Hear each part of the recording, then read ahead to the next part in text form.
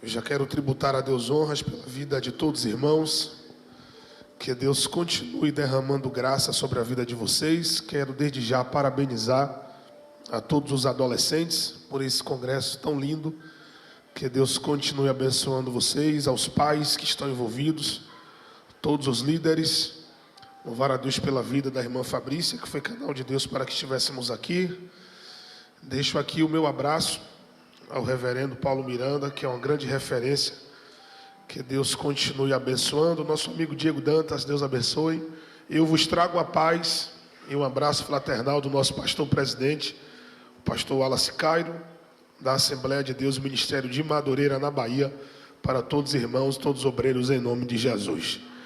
Você que tem a Bíblia, por gentileza, eu não quero sair do cardápio do culto, então abra sua Bíblia no livro do profeta Abacuque. O capítulo é o de número 3. Pode aumentar mais um pouco, carpinteiro, lamparina, pode aumentar mais um pouco. Ao meu amigo que está no som, cadê ele? Sinaliza aí. Me dê só um pouco de retorno aqui, chefe. Essa é a segunda ministração do dia. A garganta já não é mais a mesma. Saio daqui, ainda ministro mais 2 vezes. Então me dê só um pouco mais de retorno aqui em cima, tá? Você que localizou o texto, perfeito, perfeito. Abacuque, capítulo de número 3.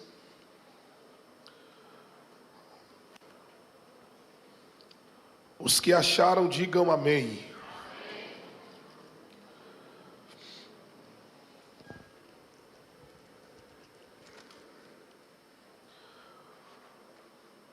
O capítulo 3, o verso de número 2, está escrito assim na tradução que eu tenho em mãos.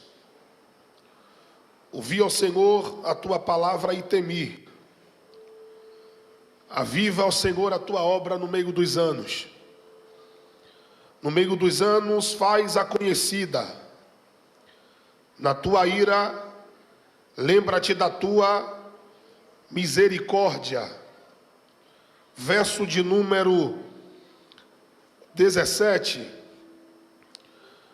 Portanto, ainda que a figueira não floresça, nem haja fruto na videira, ainda que o trabalho da oliveira falhe, em algumas traduções diz minta, e os campos não produzam mantimentos, ainda que o rebanho seja arrebatado e no curral não hajam vacas, todavia eu me alegrarei no Senhor e exultarei o Deus da minha salvação. Se você tem comunhão com esse crente, olhe para ele com carinho e respeito e diga: aviva ao Senhor a tua obra. Podeis assentar.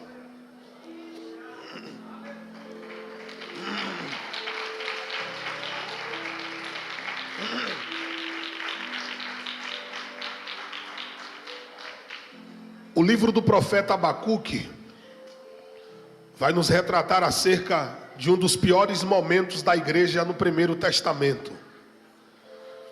A nação do Senhor estava vivenciando um período de decadência espiritual.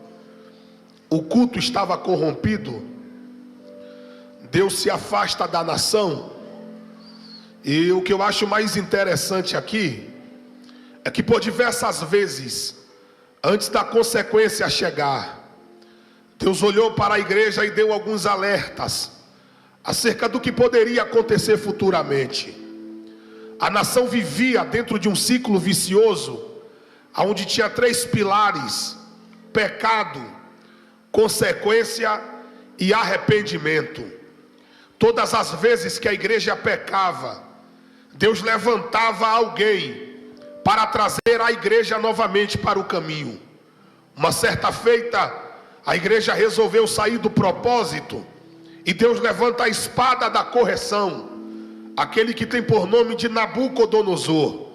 O que eu acho mais sério aqui é que Deus começa a ter um sentimento único, e o sentimento de Deus para com esse povo é um sentimento de marido traído. E isso aqui não sou eu quem digo, quem fala é o próprio profeta Oséias. Quando Deus resolve transmitir o sentimento para a terra, Deus chama o profeta e diz: homem, Eu quero que você saia até as ruas de Jerusalém e tome uma mulher como esposa. Mas o ambiente que Deus pede para que esse profeta escolha esta moça é dentro de um prostíbulo. E ele diz: case com ela. Essa mulher vai trair. E pela primeira vez o Senhor olha para Oséias e diz: eu quero que você perdoe o pecado dela. E ela vai te trair pela segunda vez, mas eu quero que você a perdoe, se reconcilie, gere filhos. E ela vai te trair pela terceira vez, mas eu quero que você a perdoe, gere filhos, se reconcilie. O lado homem, irmãos, vai tentar retrucar e vai dizer: Deus, se o pecado de adultério me dá legalidade para uma quebra de aliança, porque o Senhor está insistindo no perdão com essa prostituta. Deus olha para o profeta e diz: porque a minha igreja também me traiu, e eu quero que você perdoe essa prostituta, porque eu quero que você diga para a minha igreja que assim como essa prostituta recebe perdão, tem perdão para o meu povo também. E essa aqui é a maior raiva do nosso adversário, porque só hoje nós já pecamos, transgredimos, saímos do propósito, mas Deus preparou o culto para alguém e dizer: tem perdão para a minha igreja esta noite também. Pegue na mão de alguém com carinho e respeito. Você está no congresso, acorde, pegue na mão dele e diga: tem perdão para a tua casa, tem perdão para a tua vida, e não tem condenação sobre esta igreja. Perdão é liberado sobre a nação. E o que eu acho mais sério aqui é que quando Deus resolve perdoar essa igreja, perdoar o povo a qual Oséias estava lidando, a consequência não vai ser tirada, até porque uma coisa não tem nada a ver com a outra. Deus perdoa, só que a consequência será inevitável. E a consequência que Deus permite sobre a igreja naqueles dias é a falta de alimento. Eles plantavam e não colhiam, eles lançavam semente, mas no dia da colheita não tinha como colher. E o que eu acho mais sério aqui é que Deus permite a fome, a desgraça, a miséria, e o profeta se levanta e diz: Deus, o cenário é de terror.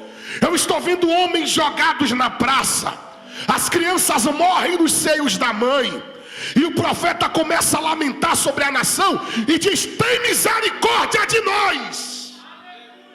O que eu acho mais sério é que Deus fica de fora, deixa o homem olhar tudo que está acontecendo, e já que não tem resposta nenhuma, o profeta resolve apelar. E a apelação do profeta é essa: ele olha para a igreja e diz: põe uma boca no pó, talvez assim ainda haja esperança. Deus está de fora da consequência, a misericórdia dele não entra, e ele deixa o povo definhar. No ápice de tudo isso aqui, o profeta percebe que Deus não move um dedo. Ele resolve mudar a oração. Ele não fala mais. Agora ele começa a chorar. E quando ele começa a chorar, as lágrimas do profeta invadem o santuário de Deus. E Deus diz: homem, não ore mais, não jejue mais, porque se você orar eu não recebo, e se você jejuar eu não aceito. A minha sentença já foi dada e a igreja vai ter que sofrer.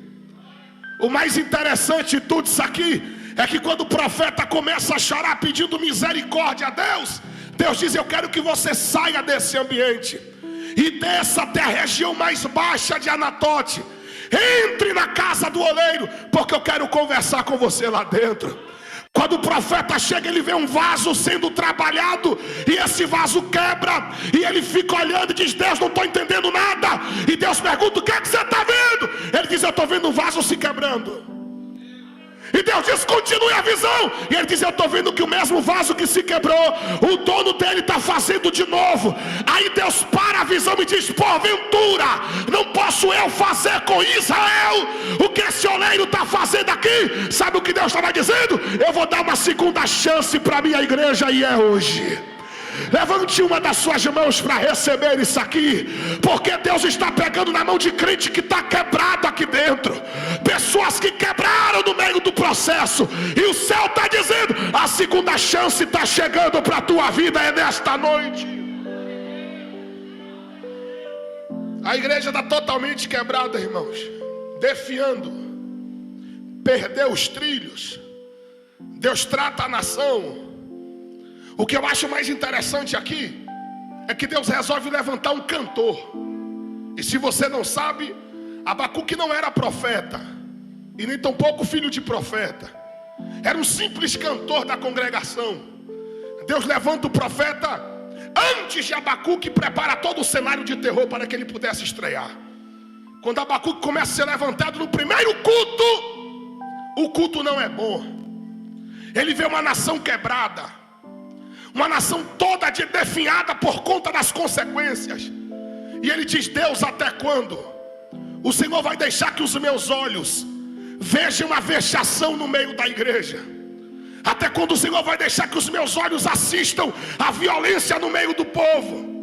Quando Abacuque começa a falar, Deus olha para Abacuque e diz: Abacuque, eu quero que você escreva em letras garrafais, porque a minha promessa não é para amanhã, a minha promessa não é para o mês que vai chegar, a minha promessa é para já. Eu quero que você escreva, porque até quem passar correndo vai ver o que vai acontecer.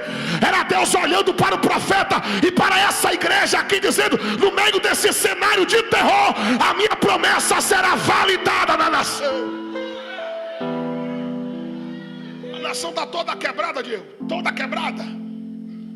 E Deus resolve levantar alguém que está no meio de uma situação de fome.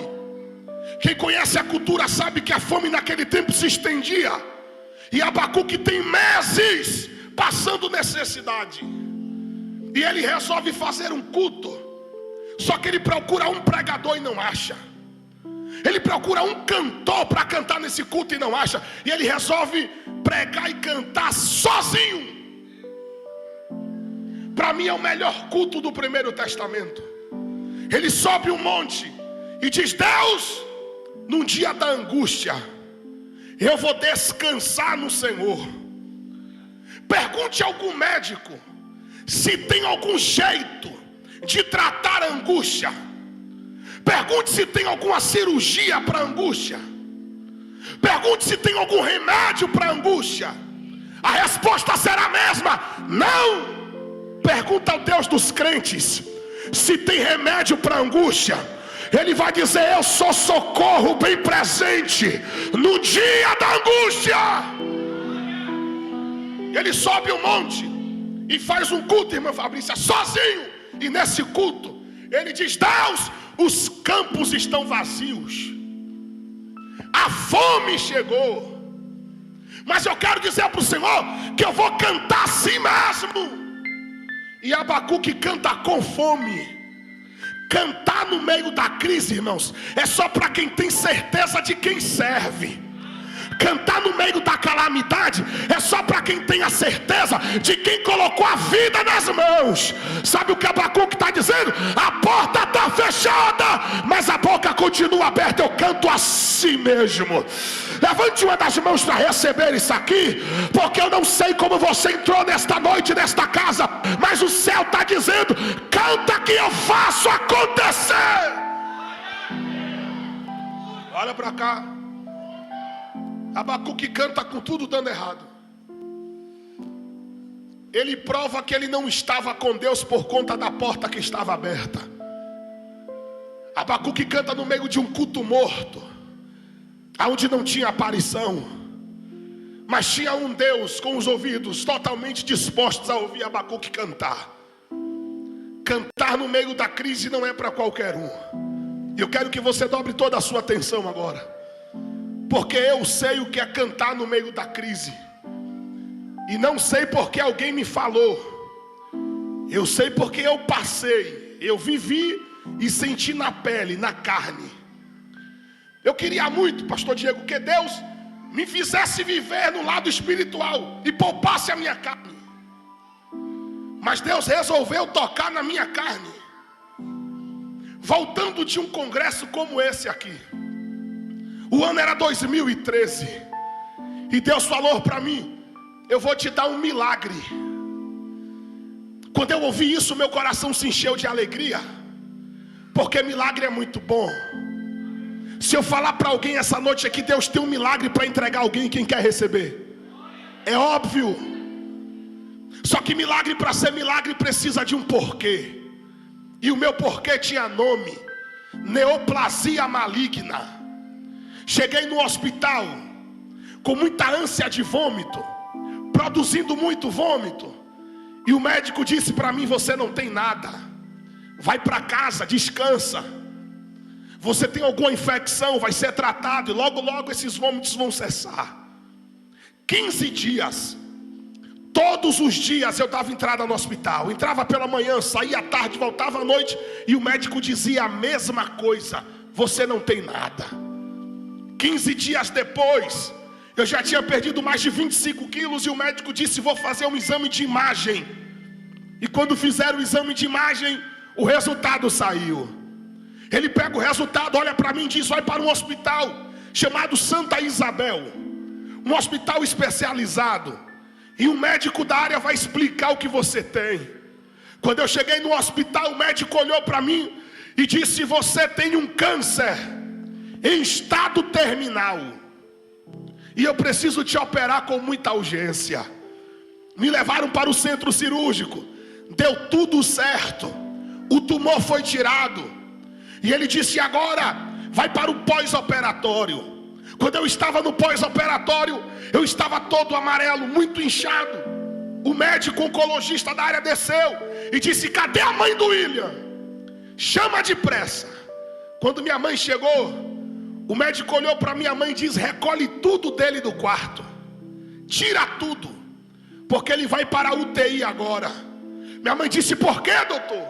E ele disse: porque o rim do William está parado, vai ter que fazer hemodiálise. O seu filho está no estado muito grave. Ele olha para minha mãe e diz: chame o pai, chame a irmã, os mais próximos. Eu vou liberar 2 horas na UTI, porque talvez, e a chance é muito grande, do seu filho nem amanhecer com vida. Minha mãe começa a chorar. Eu nunca vi minha mãe chorar por problema nenhum, pastor. Nunca. Eu digo para ela: eu queria ter metade da fé que a senhora tem. Eu nunca vi tanta fé em 1,60 m de gente. Ela disse: doutor, não tem mais nada para ser feito. E ele disse: o câncer tem 7 anos. Ele sentiu tudo isso agora porque chegou no estado terminal e vocês demoraram demais para trazer. Ele olhou para minha mãe e disse: mãe, até aqui a medicina fez. Minha mãe começa a chorar na frente dele. Ele, com pena, disse: a senhora crê em alguma coisa? A senhora crê em alguma entidade? Minha mãe disse: eu sou crente em Jesus. E ele disse: então se apegue com ele, porque agora só Deus para fazer alguma coisa. Minha mãe colocou a mão no jaleco daquele médico e disse: então negócio fechado. E saiu.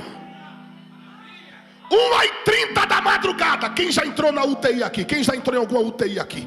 O ar-condicionado muito forte. Eu comecei a pingar de suor. Eu vi um médico de jaleco branco, a olho nu, abrir o leito 8 da UTI clínica, colocar a mão no meu pé e dizer: dorme em paz, porque amanhã vai ficar tudo bem.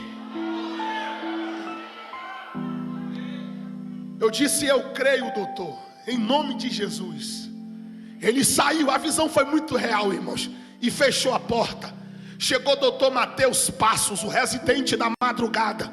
Ele olhou para mim e disse: William, como você está? Eu disse: doutor Mateus, pode poupar sua saliva, porque o teu supervisor acabou de sair daqui e disse que eu vou ficar bem. Então pode descansar seu coração. Ele deu um passo para trás e disse: quem? Eu disse: o teu supervisor. Ele disse: então descansa. Fechou a porta. Chegou para minha mãe e disse: a visita está suspensa, não entra mais ninguém na UTI. E minha mãe disse: por que, doutor? E ele disse: porque o William está delirando demais, está vendo coisa onde não existe, e vai ser sofrimento para a senhora entrar, ele não vai nem te reconhecer. Minha mãe disse: tá bom, mas diz o que aconteceu. Ele falou: o William me informou lá dentro que viu um médico de jaleco branco dentro do leito dele.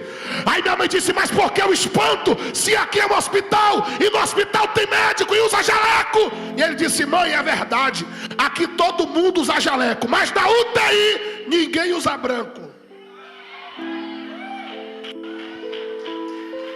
Minha mãe olhou para aquele médico e disse: doutor Mateus, fica em paz, porque eu sei quem visitou meu filho lá dentro. Fique em paz. O resultado saiu, colheram sangue, fizeram alguns exames, estava amanhecendo, pastor Diego, e quando amanheceu, o médico voltou branco igual um papel, irmão. Abriu o leito 8 e disse: William, eu não sei como, a minha equipe de residentes que estão aí fora não sabe explicar. Eu disse: fala, macho. Ele disse: o teu rim voltou a funcionar, está tudo normalizado e você vai receber alta daqui a pouquinho. Saí da UTI. Minha mãe disse: alta para casa. O médico disse: amanhã ele vai embora. Minha mãe disse: vamos fazer um culto de agradecimento. Vamos agradecer porque o milagre aconteceu. Eu disse: minha mãe, está muito cedo, eu acabei de fazer quimioterapia, minha imunidade está destruída, a senhora vai aglomerar crente lá em casa? E ela disse: se você não tem fé, eu tenho. Vai fazer culto e acabou. Chamou as irmãs do manto tudo, as irmãs do coque. Tu conhece alguma irmã assim? Encheu a casa, irmã Fabrícia. Uma falava em língua estranha na sala, a outra respondia lá no banheiro.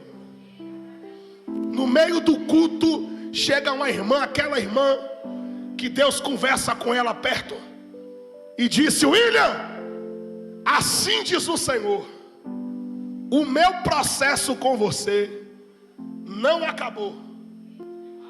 Te levo para o leito da dor mais uma vez. Deixa o homem tocar em você. Vai ser difícil, mas descansa o coração, porque eu entro com você nessa peleja. O telefone toca. Era o médico que acompanhava o meu caso e disse: traz o William depressa. Quando eu cheguei no hospital, ele olha para mim sem cerimônia e diz: metástase.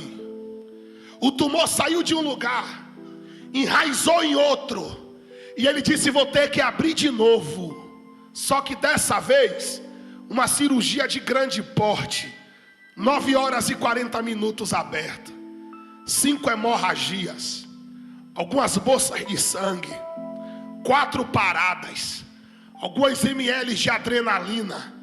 E o médico disse: vai ter que fechar o corpo, porque o tumor está enraizado e não tem como tirar.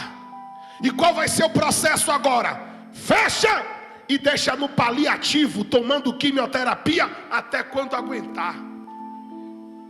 O que ele não sabia é que naquela cirurgia, os irmãos lá da igreja tinham convidado um cirurgião que ele não conhecia ainda. O tumor foi tirado pela raiz. O tumor chegou do tamanho de um feto de 3 meses. A minha veia aorta foi toda tomada de câncer. Ele teve que isolar para tirar. E quando eu saí da UTI, estava no pós-operatório, o médico disse: William, está tudo certo. Na noite seguinte, eu comecei a sentir dores terríveis na coluna, porque eu pensava que o processo já tinha terminado. O médico olhou para mim e disse: 4 hérnias de disco, 39 dias sem colocar um pé no chão, a base de morfina, e a morfina era igual a água, não tinha efeito nenhum. O nervo foi atingido, ficou inflamado, e eu tinha crise todos os dias, quase em uma hora. E eu disse: Deus, o Senhor já tirou o câncer de mim, porque está deixando que essa cirurgia, o pós-cirúrgico, seja tão complicado a ponto da minha coluna ser atingida. E eu fiz uma pergunta para Deus: o que é uma hérnia para um câncer, Deus? O pior o Senhor já fez, já curou. Por que vai deixar essa hérnia aqui? Depois de 39 dias de crise, cansado de sentir dor, eu falei para Deus: dá descanso à minha família, porque eu não sofro sozinho, eles estão sofrendo também. E Deus tomou alguém e disse: William, eu te curei desse câncer, mas dessa hérnia eu não vou te curar. Eu disse: por que, Deus? E ele disse: porque não é uma enfermidade.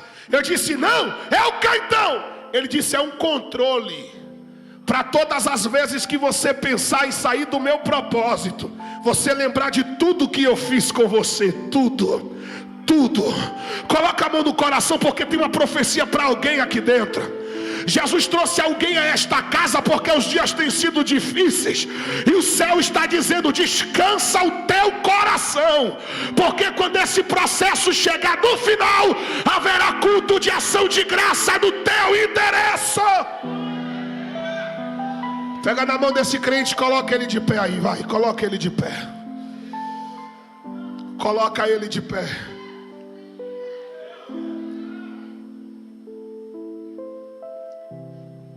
Pensando que receber de Deus coisas grandes vão ser vivendo coisas pequenas.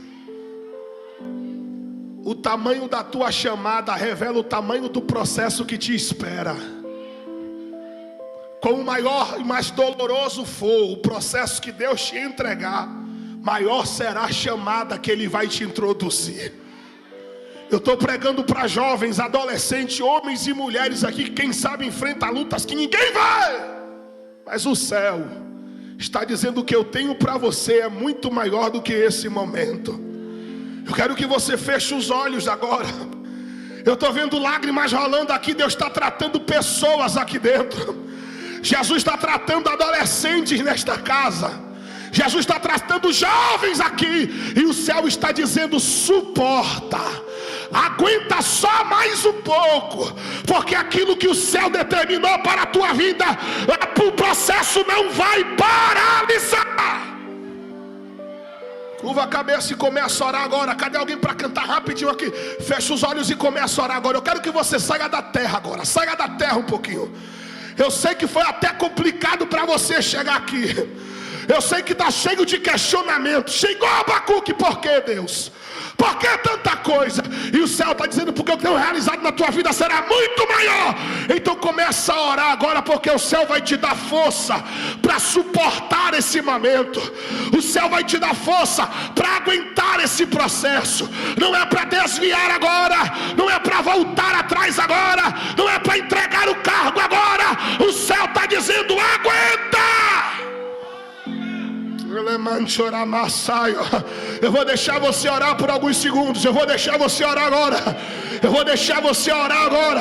Eu sei que teve gente que veio só observar aqui, mas eu estou pregando para meia dúzia de crente que veio dizendo: Deus, fala comigo. É você e Deus. Isso, mistura essas lágrimas com a oração que dá certo. Mistura essas lágrimas com a oração que Deus está entendendo tudo. Eu vou deixar você orar agora. Lamparinas estão acesas.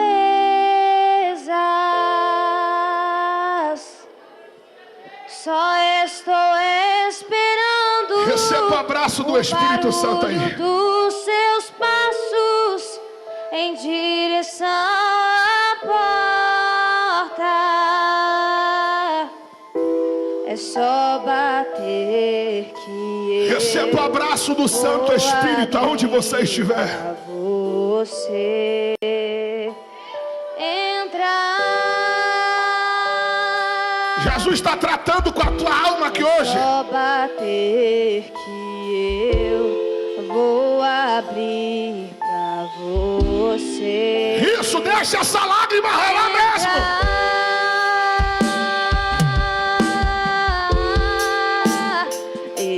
Coloquei as minhas vestes brancas. Estou só te esperando. Meu Deus do céu.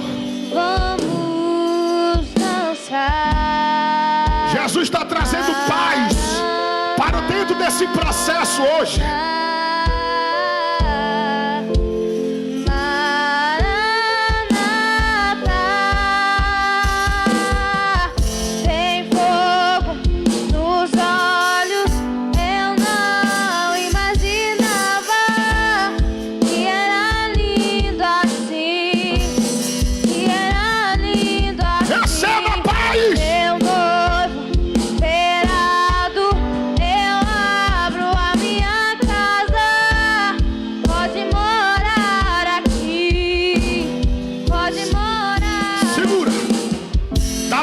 Nesse crente que está do teu lado aí, dá um abraço. Esse abraço vai curar a gente aqui dentro.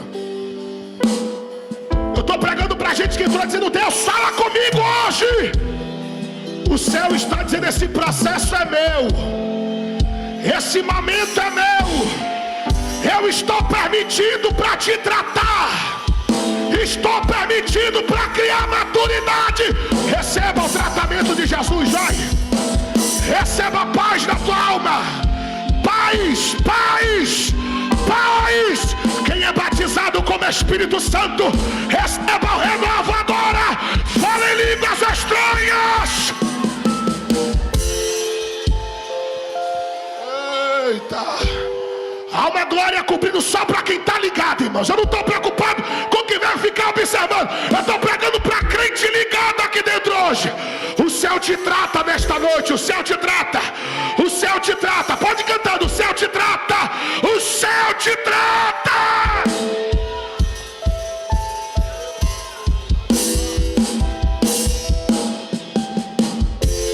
Segura. Já deu.